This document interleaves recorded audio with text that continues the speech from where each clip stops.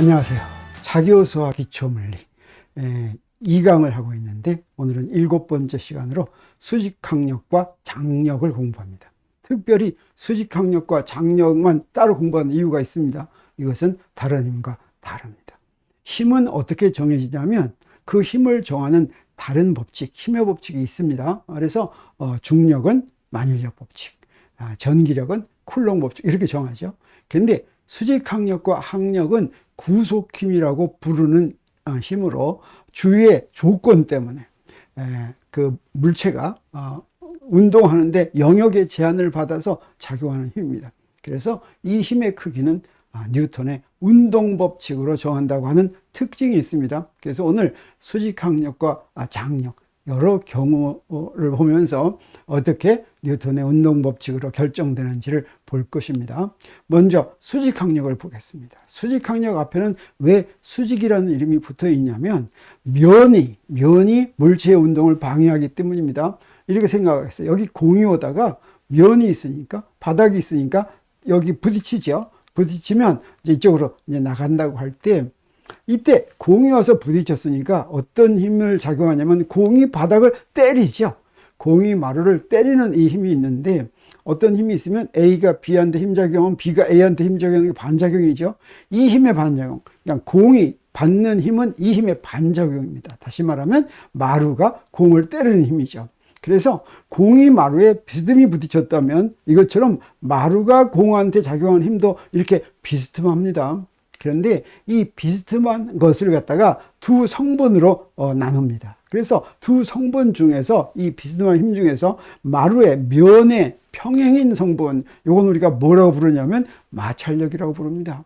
그리고 이 중에서 수직인 성분만을 뭐라고 부르냐면 수직항력이라고 부르죠. 그래서 수직항력은 반드시 면의 수직 방향을 향해야지만 됩니다. 그리고 이 수직항력은 앞으로 보겠지만 힘의 법칙으로 정해지는 것이 아니라 운동 법칙으로 정한다고 하는 것이죠.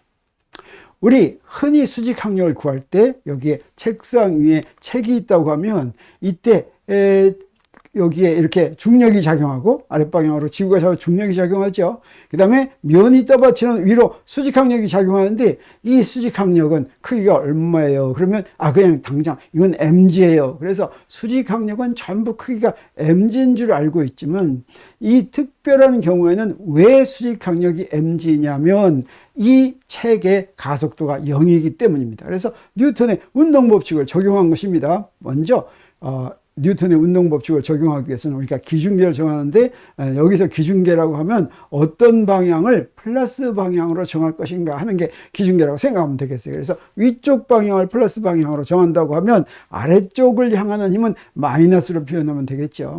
그래서 우리 뉴턴의 운동 방정식은 F는 ma인데 지금 이 F는 ma를 이 책에다가 적용할 예정입니다. 그러기 위해서는 F를 구하고 A를 구합니다. F는 무엇입니까? F는 책에 작용하는 알짜 힘인데 힘 다 더한 거죠. 어떤 힘 작용합니까? 위쪽을 플러스로 했으니까 수직항력 빼기 mg죠. 그리고 이 책은 지금 가속도가 0인 걸 우리가 알고 있습니다. 그래서 여기다가 뉴턴의 운동법칙을 적용할 것 같으면 n-mg는 a가 0이니까 0 이렇게 되죠. 그래서 수직항력은 mg가 된 것입니다. 바로 이 뉴턴의 운동방정식으로부터 수직항력이 mg가 된 것이에요. 그래서 이 mg가 아닌 경우도 굉장히 많이 있습니다. 예를 들어서 이렇게 수평면에서 어떤 상자를 지금 끌고 간다고 하겠어요. 이렇게 끌고 가는데 힘이 어떻게 작용하냐면 중력이 아랫방향으로 작용하고 수직항력은 윗방향으로 작용하죠. 그리고 내가 끄는 힘이 있는데 이 내가 끄는 힘은 수평 방향과 세타라는 각을 이룬다고 하겠습니다. 그리고 이것도 하기 위해서 기준계 정할 때 오른쪽을 X축의 플러스 방향, 위쪽을 Y축의 플러스 방향이라고 한다면 수직항력을 구하기 위해서는 Y방향의 운동방정식만 적용하면 되겠죠. 그래서 상자에 작용하는 알짜힘의 Y방향 성분은 어떤 게 있냐면 위쪽 플러스 N이 있고 이게 수직항력이죠. 그리고 끄는 힘의 Y방향 성분, 이건 뭐가 됩니까? F 사인 세타가 되죠. 그리고 아래쪽으로 마이너스 mg가 있죠. 그리고 이 가속도의 Y방향 성분, 연직방향 성분은 어떻습니까? 상자가 위아래로 움직이지 않죠. 그래서 가속도가 0인 것을 우리가 알 수가 있습니다. 그래서 여기다가 뉴턴의 운동방정식을 적용하면은 N 더하기 F 사인 세타 빼기 mg가 이게 알자 힘이고 MAY가 0이죠. 그래서 어떻게 됐습니까? 수직항력은 mg 빼기 F 사인 세타가 되는 걸 알 수 있습니다. mg가 아니죠. 또 다른 경우를 보겠습니다. 여기 엘리베이터가 있는데 엘리베이터 위에다 책을 놔뒀어요. 그러면 이 책에 작용하는 수직항력은 얼마일까? 단지금 이 엘리베이터는 위로 가속 운동을 합니다. 뭐 예를 들어서 10분의 g로 점점 더 빨리 올라간다고 하겠어요. 그러면 이 책에도 수직항력이 mg겠습니까? 자, 보겠습니다. 이 책에 작용하는 힘은 뭐가 있습니까? 아랫방향으로 중력이 있죠. 그리고 윗방향으로 수직항력이 있습니다. 그래서 여기다가 뉴턴의 운동방정식을 적용하겠습니다. 기준계는 위쪽 방향을 플러스로 정하겠어요. 그러면 운동방정식은 F는 MA인데 이때 책에 작용한 알자임은 두 개니까 N 빼기 mg 이렇게 되겠죠. 그리고 책의 가속도는 어떻게 됩니까? 네, 엘리베이터의 가속도하고 같겠죠. 그래서 가속도는 10분의 g인 걸 알 수가 있습니다. 그래서 뉴턴의 운동방정식은 어떻게 되냐면 N 빼기 mg는 알자 힘은 MA, 근데 A가 10분의 G니까 M 곱하기 10분의 G 이렇게 되겠죠. 그래서 수직항력이 어떻게 됐습니까? 수직항력이 mg 더하기 mg의 10분 나누기 10분의 10 했죠. 이게 뭡니까? 10분의 11 mg가 되는 것을 우리가 알 수 있습니다. 그리고 또 다른 걸 하나 보겠어요. 경사면을 보겠습니다. 경사면 위에 이렇게 그 물체가 놓여가지고 이 물체가 경사면 위에서 왔다 갔다 한다고 하겠어요. 여기에 뭐 마찰이 있거나 없거나 마찬가지입니다. 단지 조건은 뭐냐면 이게 지금 경사면에서만 움직인다라고 하겠어요. 그러면 이때 이 물체에 작용하는 수직항력은 얼마일까 하는 거죠. 자, 그럼 여기다가 mg 작용한 힘을 보면 아랫방향으로 mg고 수직항력은 어디로 작용합니까? 면의 수직인 방향으로 이렇게 작용하죠. 자, 그랬을 때 이건 어떻게 기준계를 정하면 좋냐면 경사면 아랫방향으로 X축, 그 다음에 경사면의 수직인 방향으로 Y축 이렇게 정하면 좋을 것 같아요. 그래서 이제 물체에 작용하는 알자임의 Y방향 성분을 보면 어떻게 됩니까? Y방향 성분이니까 플러스 N이 있죠.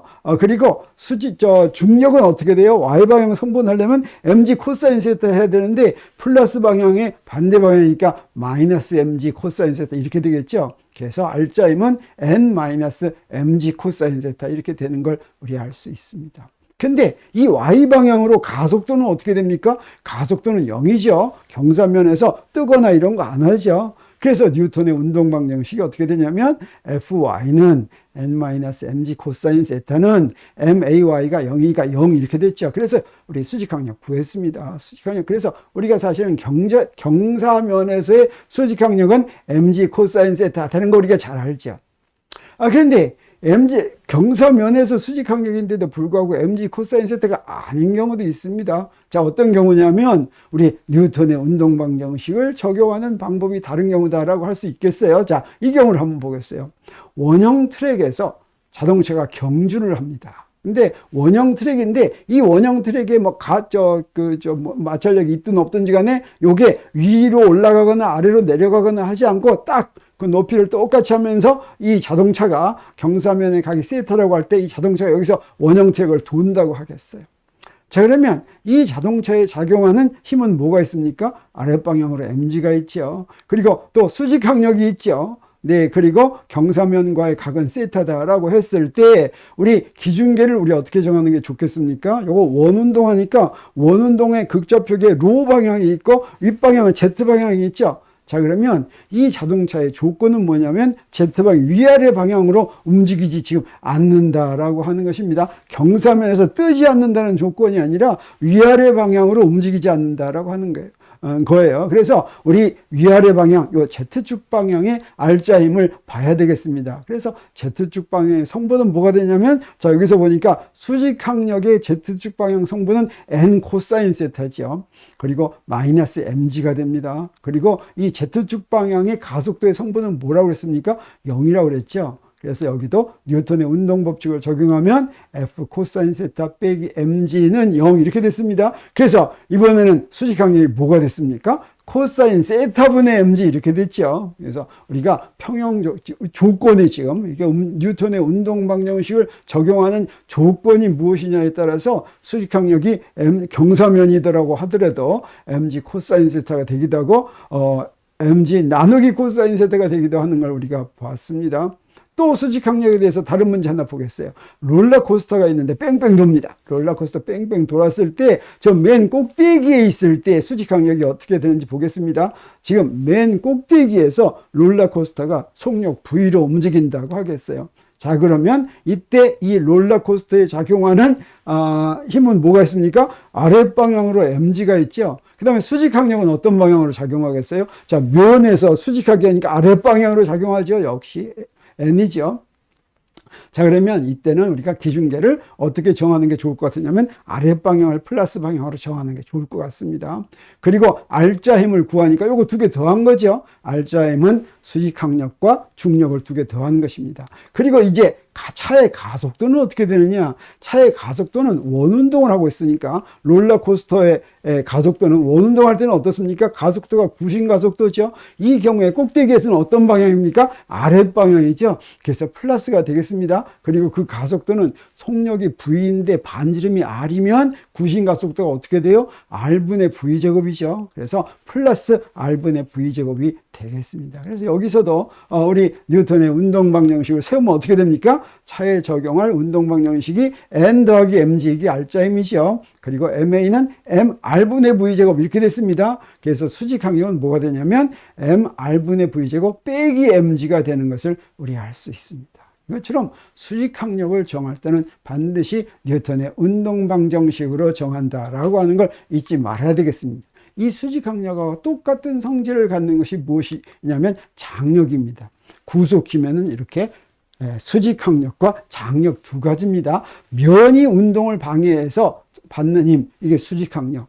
장력은 뭐냐면 줄입니다. 줄에 연결되어 있어서 줄보다 더 멀리는 못 나가죠. 그래서 장력의 예로 좋은 게 뭐냐면 강아지한테 맨 목줄이 되겠어요. 이 목줄이 헐렁하면 어떻습니까? 장력 작용하지 않습니다. 이렇게 목줄이 팽팽하면 그때는 장력 작용합니다. 줄이 강아지를 잡아다니죠. 그래서 줄의 끝에 연결된 물체를 잡아다니는 힘, 이게 바로 장력이 되겠습니다. 그럼 이 장력은 어떤 특징이 있느냐? 줄이 반드시 팽팽해야지만 작용하고, 그 다음에 이 장력의 방향은 줄의 가운데 쪽으로 향한다라고 하는 특징이 있습니다. 그런데 장력의 크기는 어떻게 됩니까? 이건 강아지 마음이죠. 강아지가 더 끙끙 저쪽으로 가려고 하면 더 커지죠. 이 얘기는 무슨 얘기입니까? 바로 운동 법칙으로, 운동 방정식으로 장력을 정해야지 된다라고 하는 것입니다.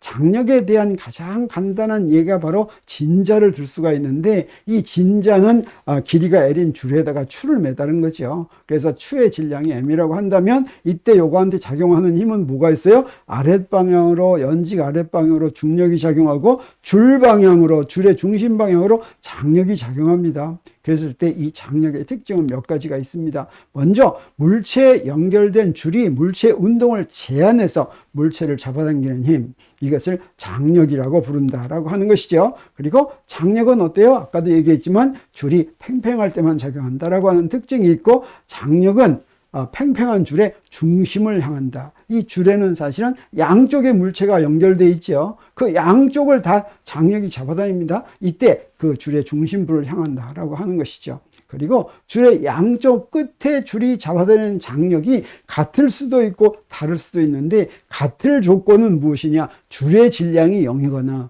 또는 줄의 가속도가 0이거나, 이 두 가지 경우에는 줄의 양쪽 끝에서 연결한 물체를 잡아다니는 두 장력의 크기가 같습니다. 우리가 문제에서 문제 풀 때 많은 경우에 줄의 양쪽 끝에 장력이 같은 것을 이용하는데, 이때는 어떤 가정을 이용한 거냐면 줄의 질량을 무시할 수 있거나, 또는 그 줄이 안 움직이거나, 또는 움직이더라도 등속도 운동하거나 하면은 양쪽 끝에 줄의 장력이 같다. 이때는 질량이 0이 아니어도, 등속도 운동할 때는 질량의 줄이 0이 아니어도 같습니다. 그리고 마지막으로 수직항력에서 마찬가지로 장력을 구할 때도 반드시 운동 방정식으로 장력의 크기를 구한다고 하는 것입니다. 다른 방법으로 구할 수 있는 방법이 있는 것이 아니에요. 그래서 먼저 줄의 양쪽 끝의 장력이 같은 조건을 한번 증명해 보겠습니다. 여기에 두 물체가 있는데 이 두 물체를 한쪽에서 이렇게 잡아다니겠어요. 그리고 이제 왼쪽 물체의 질량이 M1이고 줄의 질량이 M이고 오른쪽 물체의 질량이 M2라고 하겠습니다. 그러면 어떻습니까? 이때 장력은 무엇을 장력이라고 하냐면 줄이 양쪽에 연결한 물체를 잡아다니는 걸 우리가 장력이라고 하죠. 그래서 이걸 T1, T2 이렇게 얘기하겠습니다. 근데 T1의 반작용은 뭡니까? T1은 줄이 M1을 잡아다니는 힘이죠. 그러면 이것의 반작용은 뭐예요? M1이 줄을 잡아다니는 힘입니다. 그래서 요거의 크기는 어떻겠습니까? T1하고 같겠죠. 작용과 반작용은 같죠. 그리고 T2의 반작용은 뭐가 되겠습니까? T2는 줄이 M2를 잡아다니는 힘이니까 M2가 줄을 잡아다니는 힘, 이게 바로 T2'이겠죠. 이건 무엇과 같습니까? 이건 T2하고 같죠. 그래서 우리 줄의 운동에 대한 운동 방정식을 세워보겠습니다. 줄의 운동 방정식을 세우려면 줄에 작용하는 힘은 T1' 빼기 T2'이죠. 오른쪽을 플러스 방향으로 하면 T2' 빼기 T1'입니다. 근데 T2'은 T2하고 같고 T1'은 T1하고 같으니까 T2 빼기 T1, 이게 두 장력이죠. 같다고 넣을 수가 있죠. 그리고 MA, 그래서 줄에 적용한 뉴턴의 운동 방정식은 T2 빼기 T1은 MA인데 T1과 T2가 같으려면 어떤 조건이어야 되겠습니까? 이 우변이 0이어야 되겠죠. 우변이 0일 수 있는 것은 뭐냐면 질량이 0이거나 줄의 질량이 0이거나, 다시 말하면 줄의 질량을 무시할 수 있거나, 또는 A가 0이다. 그 말은 무슨 얘기예요? 줄이 등속도 운동하면 줄의 가속도가 0이면 줄에 연결한 두 물체도 같이 등속도 운동해야 되겠죠. 네, 그런 경우에 이 두 가지의 경우에는 T1은 T2와 같다고 놓을 수가 있다고 하는 것이죠. 우리 많은 문제에서 양쪽의 장력이 같다고 놓는데 그때는 대개 어떤 조건을 이용하냐면 줄의 질량을 무시할 수 있다라고 하는 그런 조건을 적용합니다. 그런데 또 무슨 얘기도 하냐면 지금 장력은 뭐라고 그랬습니까? 줄이 있는데 줄의 양쪽 끝에 연결된 물체를 줄이 잡아다니는 힘을 장력이라고 한다고 그랬죠. 근데 우리가 많은 경우에 줄에 걸리는 장력 이런 말 쓰죠. 기타가 있으면 기타 줄에 지금 장력을 좀 키워라 뭐 이런 말 쓰죠. 그 말이 무슨 말인지 보겠습니다. 줄에 걸리는 장력이란 무엇일까? 사실은 이 줄에 걸리는 장력도 줄의 양쪽 끝에서 연결한 물체를 잡아다니는 장력과 크기가 같습니다. 그 얘기는 무슨 얘기냐면 줄 중에서 자 여기서 이렇게 잡아다닌다고 하고 질량은 M1, M2라고 한다면 네, 그리고 여기 줄이 양쪽 끝을 잡아다니는 장력이 T라고 하겠습니다. 그러면 그것의 반작용은 뭐가 돼요? 물체가 양쪽 줄을 잡아다니는 건 역시 T가 되죠. 그랬을 때 줄의 질량이 0이거나 또는 줄의 가속도가 0이면 우리 어떻게 생각하냐면 줄 가운데 부분 아무데나 요만큼 한번 잘라보겠죠. 조그만 부분을 보겠어요. 그 부분을 그 양쪽에 연결된 줄이 잡아다니는 힘을 보겠습니다. 그러면 그 힘이 얼마입니까? 각각의 줄이 어떻습니까? 줄의 질량이 0이면 어때요? 그 힘이 바로 장력과 같죠. 그래서 이 힘이 바로 T와 같다라고 하는 것을 알 수가 있습니다. 다시 말하면 줄에 걸리는 장력이라고 얘기하는 이유는 뭐냐면 그 줄의 어디를 보거나 거기를 잘라가지고 양쪽에서 잡아다니는 힘을 보면 그 힘이 양쪽 끝을 잡아다니는 장력과 같다고 하는 것이죠. 그래서 우리 장력을 얘기할 때 그냥 줄에 걸리는 장력이다 이런 말도 그냥 쓴다고 하는 것입니다. 그러면 우리 몇 가지 예를 보고서 아까 수직항력 할 때와 마찬가지로 장력을 한번 운동 방정식을 이용해서 구해 보겠습니다. 먼저 정지한 진자를 보겠어요. 그러면 이 정지한 진자에 작용하는 힘은 뭐가 있습니까? 중력과 장력이 있죠.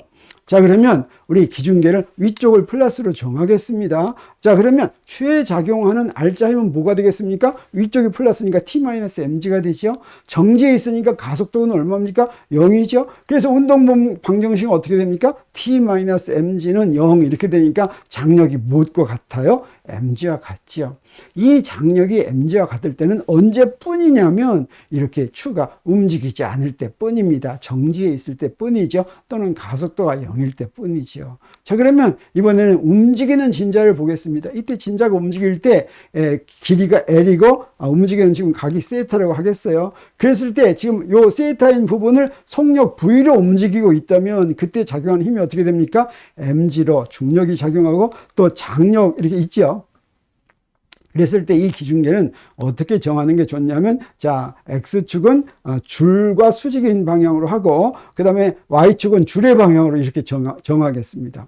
그리고 지금 어떤 조건을 이용하려고 하냐면, 추가 줄의 방향으로 이동하지 않는, 다시 말하면 Y 방향으로 이동하지 않는 그런 조건을 이용하겠습니다. 바로 장력이 그 방향이죠. 자, 그래서 추에 작용하는 R자 힘 중에서 이 Y 방향의 성분은 어떻게 됩니까? T 빼기 mg 코사인 세타 이렇게 되죠. 그래서 R자임은 T 빼기 mg 코사인 세타고, Y방향의 가속도는 어떻게 됩니까? 이거 지금 거기서 속력이 V면 그 순간에 구신 가속도가 작용하고, 그 구신 가속도는 L분의 V제곱입니다. 그래서 뉴턴의 운동방정식을 어떻게 쓸 수가 있냐면, T-mg 코사인 세타는 m 곱하기 L분의 V제곱, L분의 V제곱이 바로 그때의 구신 가속도가 되겠어요. 다시 말하면 Y방향의 가속도다라고 하는 뜻이죠. 그럼 T는 어떻게 됩니까? mg 코사인 세타 더하기 m L분의 V제곱 이렇게 되죠. 그래서 빨리 움직이면 빨리 움직일수록 추에 작용하는 장력의 크기가 점점 더 커지는 걸 우리가 알 수가 있죠. 우리가 전에 이런 진자 문제를 뉴턴 역학으로 풀려면 바로 이 장력을 알기가 힘들기 때문에 뉴턴 역학을 그대로 적용하는 게 조금 어렵다라고 하는 걸 우리 전에 한번 공부한 적이 있죠.